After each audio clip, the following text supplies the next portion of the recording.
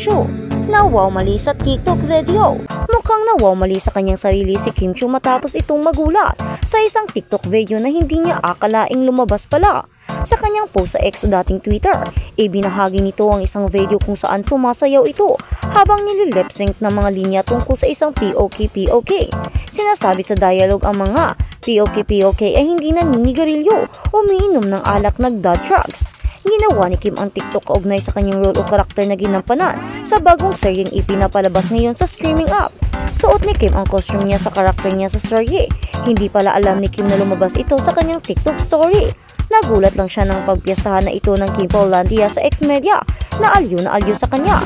Say ni Kim sa post, "Yung matagal ka din nag-TikTok, akala ko nabura yung ginawa ko. Nagulat ako nasa X app na, anyari. Pagtingin ko nasa TikTok story pala siya, na-post pala. O to the M, akala ko nabura, hahaha, post ko na lang yun bago ko ginawa." Dahil dito hindi na lang si Kim ang inihirita ng TikTok, kundi isama nito si Paolo Avellino. Kung hindi nagkakamali ang huling TikTok ng Kim Pao sa abroad pa, nagpilit lang ito ni Kim kaya pumayag si Paolo Avellino. Kaya naman marami sa mga fans ngayon ang nanghihingi ng maraming update, katulad ni Kim Chu at Paolo Avellino tungkol sa kanilang ganap sa buhay. Marami sa kanila ang nag-aantay na magkaroon sila ng mga sweet videos muli, hindi lang iyong mga ganap sa kanilang pelikula, sa likod ng kamera o kung ano pa, kundi pati na rin sa labas ng mga taping. Gusto nilang malaman at gusto nilang magkaroon ng update tungkol sa sweetness nilang dalawa ni Paolo Avellino, dahil para daw kapag nasa set or kapag sa labas lang ng mga ganito ay parang limitado ang naipapakita, habang kapag nag-travel silang dalawa o lumalabas ng walang taping or kung ano-ano pa sa kanilang free time, mas maganda daw yun dahil mas maraming mga updates, videos or pictures na makukuha nila. Kaya naman pinipilit nila si Kim Chu na isama palagi si Paolo Avellino sa kaniyang TikTok video upang malaman nila at upang magkaroon sila ng update sa sweetness ng dalawa na siyang totoo namang nangyayari ngayon, diba? Pero dahil nga sa pagkamahiyain si Paolo Avellino at hindi mahilig sa TikTok, kaya naman kadalasan si Kim Chu lang na solo ang nakikita natin na nagti-TikTok. Pero yun ang comment ng kanilang mga fans, mga hingi nilang mga pabor na sana ay palaging isama na ni Kim Chu si Paolo Avellino sa kanyang TikTok. At gayon din sana si Paolo Avellino, sumama naman siya o sumali sa mga TikTok ni Kim Chu para magkaroon naman kami ng mga Kim Pao fanlandia na magkaroon ng update tungkol sa kanilang dalawa, sa kanilang sweetness.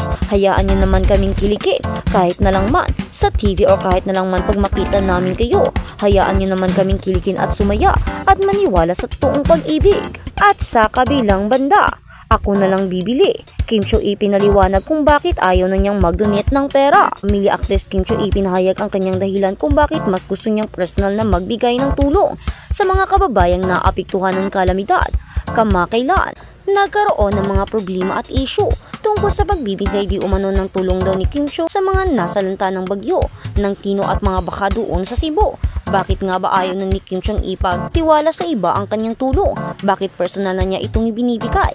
Kaya naman alamin natin dito sa balitang ito. Kamakailan matapos ang lindol sa Cebu, agad siyang tumulong sa pamamagitan ng pagbili ng mga construction materials kung maaalala natin. Subalit siya ay binabash din naman. Biglang isang Cebuana na hindi naiwasan ni Kim na makaramdam ng lungkot para sa kanyang mga kababayan sa panayam na ibinahagi ng Philippine Star. Inamin niyang mas pinipili na niyang siya mismo ang mamili at mag-abot ng tulong kaysa magbigay ng pera. Ayon sa aktres, parang wala na akong tiwala sa pagdudunit ako ng pera ko. Or no, ako na lang bumili kasi yung tiwala natin nasusukat na rin talaga. Ipinawaliwanag ni Kim na nais niyang siguraduhin na tunay na nakakarating o nakararating sa mga nangangailangan ang kanyang tulong. Dahil dito hinangaan siya ng marami sa social media na nagpapahayag ng paghanga sa kanyang kabatabaang loob at malasakit. Nabanggit din na aktres na parehong panayam ang pagbaha kamakailan sa Cebu matapos ang pananalasan ng bagyong Tino. Ayon sa kanya, matagal nang hindi nakaranas ng ganoong sitwasyon ang lungsod kaya labi siyang nalungkot at naapektuhan. Sa kasalukuyan, abala si Kim sa pagpupromote ng kanyang bagong teleseryeng The Alibi kasama ang kanyang love team na si Paolo Avellino.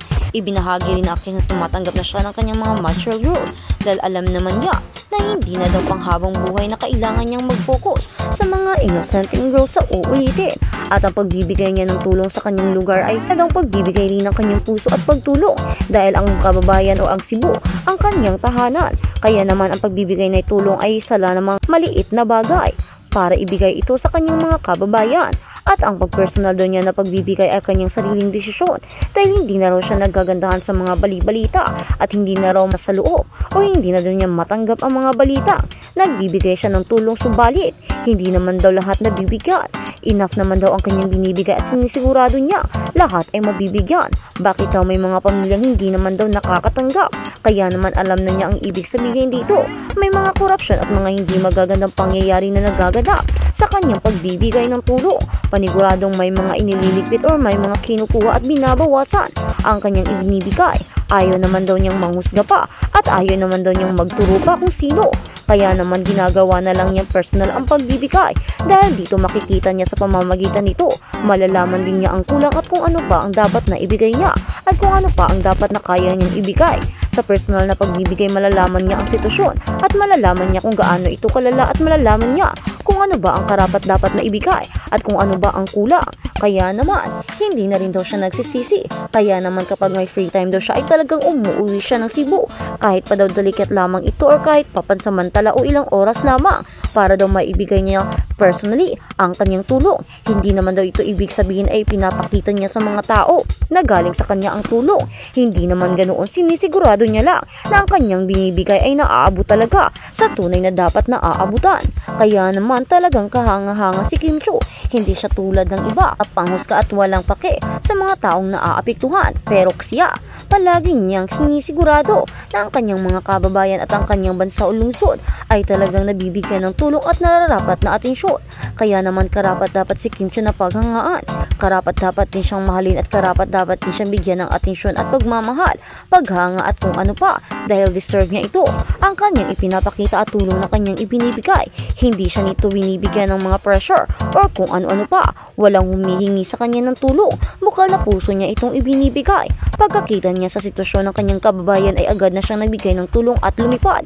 Hindi iniisip ang magiging gastos kahit na may nangyaring crisis sa kanilang pamilya sa mga nakaraan na buwan. Maraming nangyari tungkol sa financial aspect at marami pang iba. Pagkakagulo sa kanyang pamilya pero pinapanigurado niya pa rin na magbibigay siya ng tulong sa mga taong naapektuhan ng bagyo, baka, lindol at marami pang iba. Sa lahat ng mga kalamidad na nangyari sa kanyang bayan, palagi siyang andun sumusuporta at nagbibigay ng tulong ng walang sawa.